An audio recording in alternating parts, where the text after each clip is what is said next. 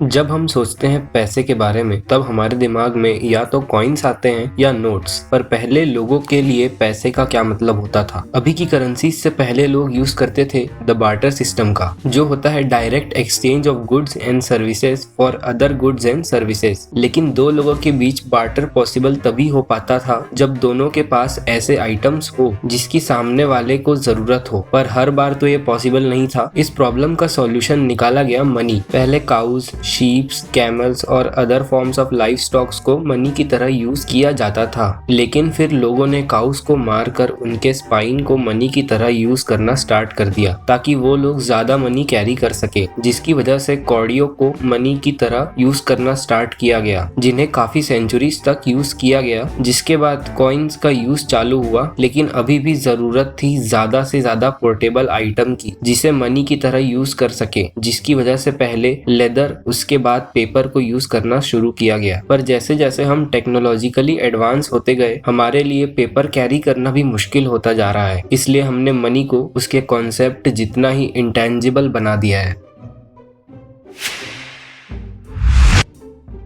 Transactions की बात आती है तो मोस्ट कॉमन मेथड है एक्सचेंज ऑफ बैंक नोट्स। अब मोस्ट कॉमन मेथड है तो मेजॉरिटी ऑफ पॉपुलेशन इसी तरीके का इस्तेमाल करती है, जिसका मतलब आप कुछ भी टच करते हो वो ट्रांसफर होता है आपके नोट्स में, जिसे आप किसी और को देते हो और फिर वो किसी और को देता है और फिर वो किसी और को, और ऐसे ही आगे भी। इवेंचुअली आपके कमाए हुए पैसे आपके नहीं होते, बस आपकी बारी होती है उन्हें खर्च करने की। डिफरेंट स्टडीज ने हमें समझाया है कि बैंक नोट्स में डिफरेंट टाइप्स ऑफ पैथोजन सिर्फ प्रेजेंट ही नहीं होते हैं, बल्कि ये दूसरे सरफेसेस से कंपैरेटिवली ज्यादा टाइम तक यहाँ सरवाइव कर सकते हैं। और ये कंपैरेटिवली ज्यादा टाइम डेज, वीक्स या मंथ्स भी हो सकते हैं, जिसकी वजह से बैंक नोट्स किसी भी कंट्री में एपिडेमिक शुरू करने के लिए कैरियर बन सकता है या ऑलरेडी प्रेजेंट पेंडेमिक को इंक्रीज कर सकता है।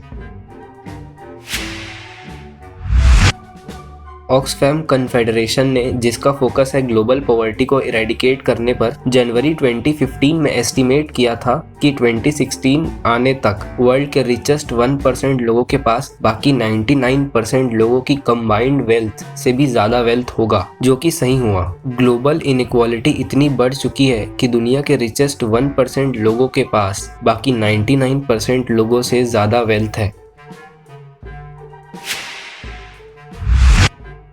काफी करेंसीज में ड्रग्स के ट्रेसेस प्रेजेंट होते हैं, स्पेशली कोकेन के ट्रेसेस। इनफैक्ट ये ट्रू है काफी कंट्रीज के करेंसीज के लिए, जिनमें से कुछ कंट्रीज हैं USA, UK, Brazil, Ireland, Canada, Spain. लेकिन इसका ये मतलब नहीं है कि पूरे देश के लोग अपने पैसों से सफेद लाइन खींच रहे हैं। ऐसा इसलिए होता है क्योंकि cocaine extremely fine powdered form में होता है, जो कि आसानी से फैल सकता है काउंटिंग मशीन्स और मनी लॉन्ड्रिंग के थ्रू। और ये माइक्रोस्कोपिक फॉर्म में प्रेजेंट होता है 1 बिलियंथ से 1000 ऑफ अ ग्राम के बीच। तो ये बस नाम मात्र प्रेजेंट होता है, पर होता है।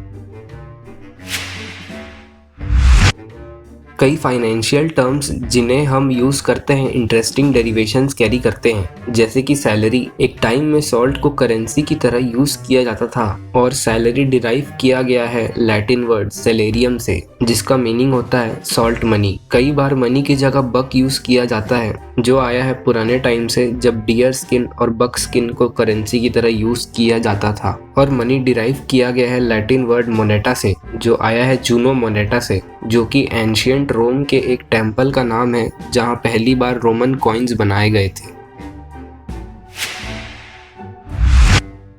मनी प्रोड्यूस करने का तरीका काफी कॉम्प्लेक्स होता है ताकि उसके फेक वर्जन्स ना बने। कॉइन्स का प्रोडक्शन भी काफी प्रिसाइज होना चाहिए ताकि एक टाइप के हर कॉइन्स की वैल्यू सेम रहे। ट्रेडिशनली कॉइन्स को 2 एनग्रेव्ड डाइस के बीच रखकर मेटल से स्ट्राइक किया जाता था या मोल्ड्स में कास्ट किया जाता था। 18th सेंचुरी से कॉइन्स को स्टीम पावर्ड मशीन्स में बनाना शुरू कर दिया गया, जिससे एक दिन में कॉइन्स प्रोड्यूस करने की स्पीड बढ़ गई। बैंक नोट्स को बनाने के मेथड्स और भी कॉम्प्लेक्स हैं। Originally bank notes black and white हुआ करते थे, पर अब सभी नोट्स कलरफुल होते हैं जिनमें कॉम्प्लेक्स डिजाइन्स होते हैं, जिससे इन्हें काउंटरफिट करना काफी मुश्किल हो गया है।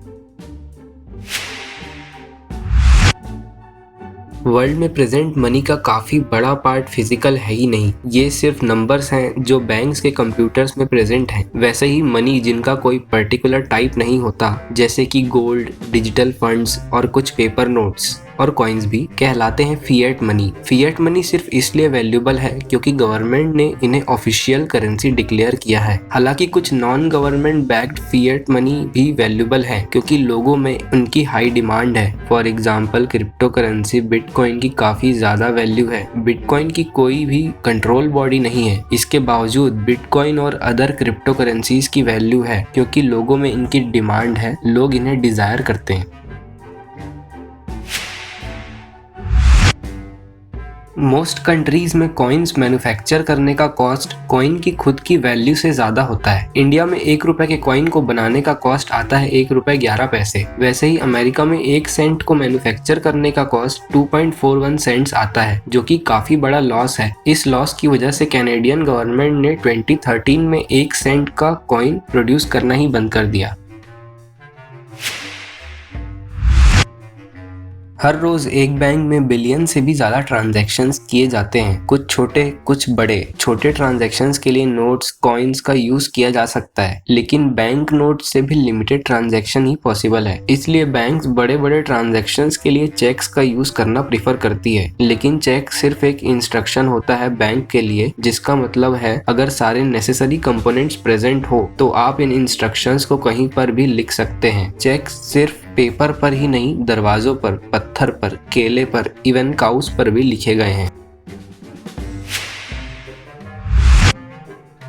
एक कंट्री ऐसी भी है जहां एक बैंक नोट है जिसकी वैल्यू 0 है, और ये कोई और कंट्री नहीं, हमारी कंट्री है इंडिया। यहाँ हर महीने 0 रुपीस के हजारों नोट्स बांटे जाते हैं। इन नोट्स की मॉनेटरी वैल्यू नहीं होती है, लेकिन ये नोट्स मोरल वैल्यूज कैरी करते हैं। हमारे देश में करप्शन काफी ज्यादा है। ज्यादातर गवर्नमेंट ऑफिशियल्स जनता से बिना घूस लिए कोई काम ही नहीं करते, जबकि उनका काम ही जनता की सेवा करना होता है। तो इस प्रॉब्लम को सॉल्व करने के लिए गवर्नमेंट हर महीने हजारों 0 रुपीस के नोट्स इशू करती है, जिसपे लिखा होता है I promise to neither accept nor give bribe. Ironically 0 rupee note valuable भी है और वर्थलेस भी। Oh shit, here we go again.